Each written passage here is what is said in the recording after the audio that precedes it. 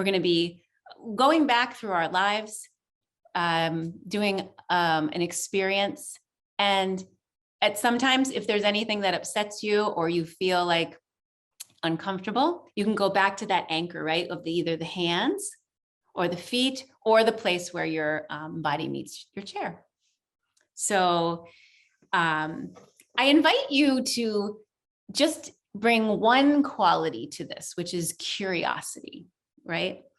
And so we're going to be exploring the inner landscape and kind of coming to it with a fresh mind.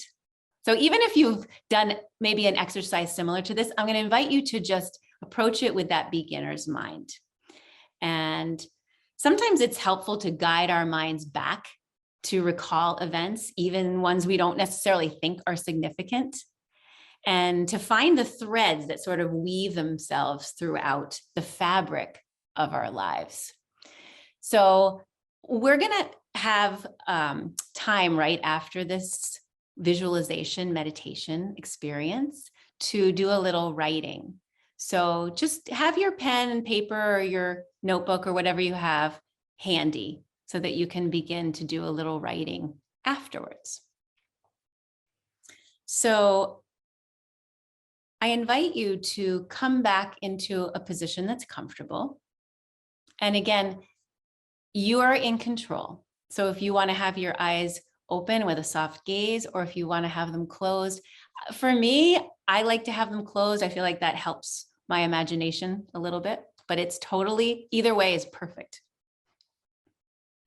So just find your breath in that space between your sits bones and the crown of your head, just like we did at the beginning.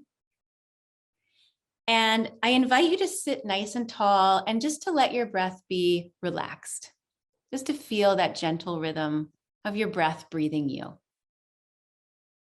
Good, nice, good. So we're about to enter our sacred storytelling laboratory that we'll be working in throughout the program. So this is a room of transformation, possibility, and potential. A safe place where you can be present, quiet, and curious. So imagine yourself opening the door to a sacred storytelling laboratory that is just your very own. It's a perfectly safe place that has been waiting for you to come. So imagine yourself opening the door and entering. You might look around and notice what objects are here. Notice their colors and their shapes. And on the far wall, you notice a locked glass cabinet. And within it are many treasured books. And they've been extremely well cared for and protected. And as you approach the library case, you notice a key on the lab table. Use the key to unlock the case that houses the books. One extraordinary book awaits you. It is the book of your life. In it contains everything that's ever occurred, the events, the people, and places, from birth to present time. Remove the book from the shelf now and just feel the weight of it in your hands. Notice what it looks like. It may be leather bound or some other material, thick or thin. And become aware of its color, its contour, and its size. And run your fingertips along the cover and the spine, just noticing its texture. All of your memories and experiences are contained within these pages. They might come in the form of words, pictures, stories, feelings, thoughts, or images. And as you flip through the book, just kind of observe, how do the pages look? If there are images, they might be flat or 3D. vivid color or black and white or a combination. Your book might contain animated photographs, movie scenes, or play acts brought to life. Each page offering recollections, emotions, and dialogue. Some scenes might come alive and jump off the page like a pop-up book or a hologram. And some stories might stand out more prominently than others. And there are many pages and it's all in there. So don't worry about accessing feelings and thoughts. Whatever comes to mind is absolutely perfect. There is no way to do this wrong. So in this book, you can reflect on the events and experiences of life you've lived thus far. Take a moment now to focus on the early years of your childhood, from infancy to toddler to elementary age.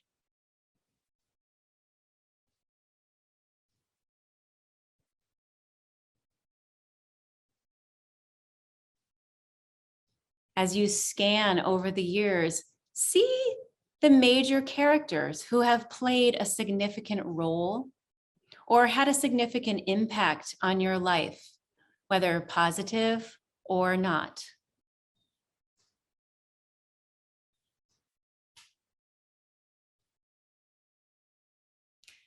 Recall what you most loved to do as a child, what brought you the most joy.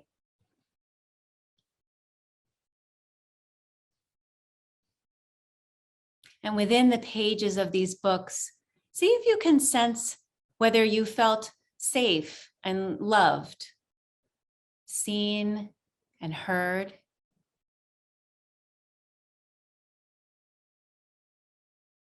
Perhaps sometimes you did, and in other scenes or experiences you did not. And now begin to flip the pages to view some of your middle school years and your teen years.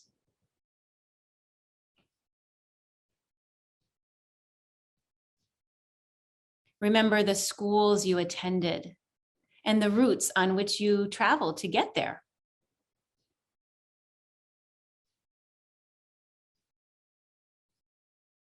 Envision the faces of important characters and the interactions that come to mind.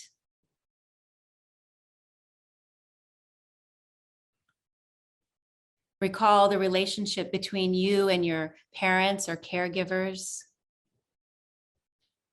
the relationship with your siblings, if you had them.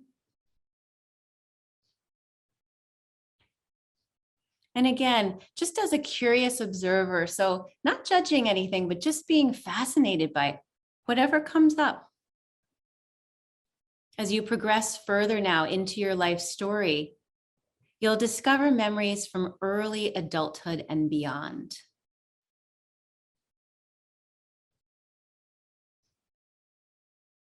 And as you continue to leaf through the pages, browse the various places you've lived and called home. Which locations hold the most impression? You may recall specific houses, apartments, yards, streets, neighborhoods.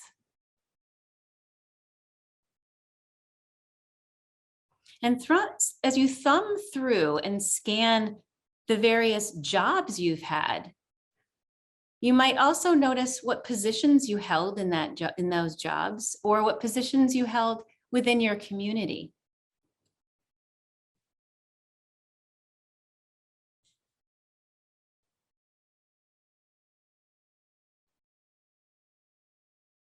And as we progress further, review the milestones, the achievements, or rites of passage.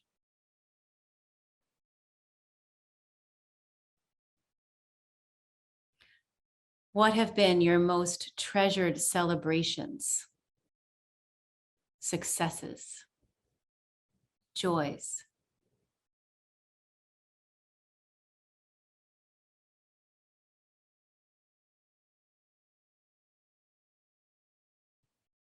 You may also consider some of the hard times, perhaps some disillusionments or losses, stresses, or failures.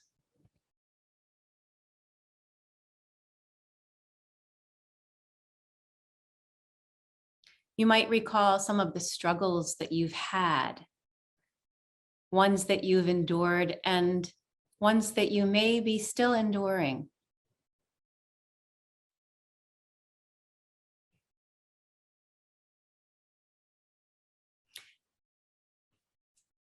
And let your mind and your imagination and your heart begin to notice times that you have played a secondary character, perhaps in your life.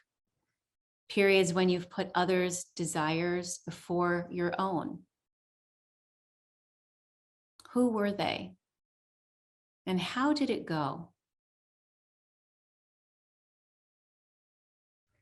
It might be helpful to note what roles you've played within your family and friends, and to whom you have felt a responsibility.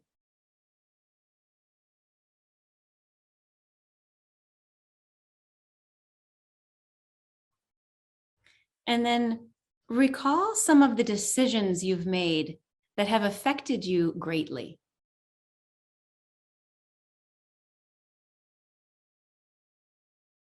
Times perhaps when others have disappointed you, or when you have disappointed yourself.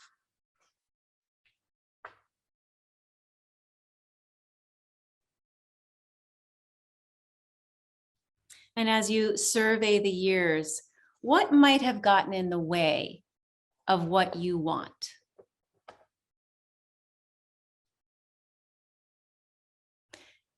And finally, what, if anything, is missing from your book?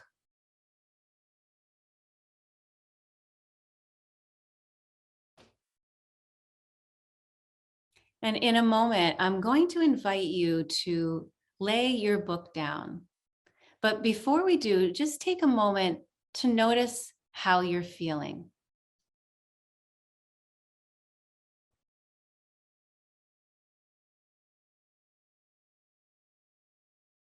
And for now, knowing that you can return to this book or this experience whenever you wish, that it's always available to you.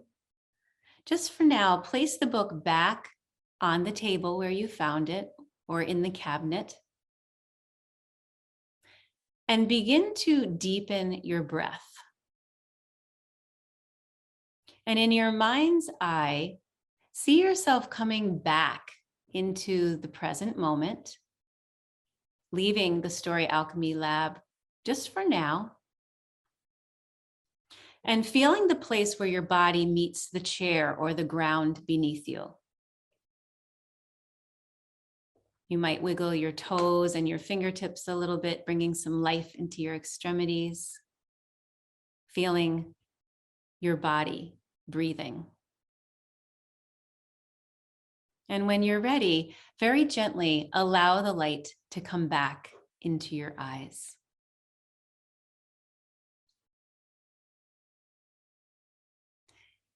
So maintaining the quietness and the reflectiveness of the moment, I invite you to grab your Story Alchemy journal or paper and pen, and just let yourself write down anything that came to mind. Don't try to censor it, just whatever came to mind, memories, people, images, places, feelings, whatever came to you during the experience.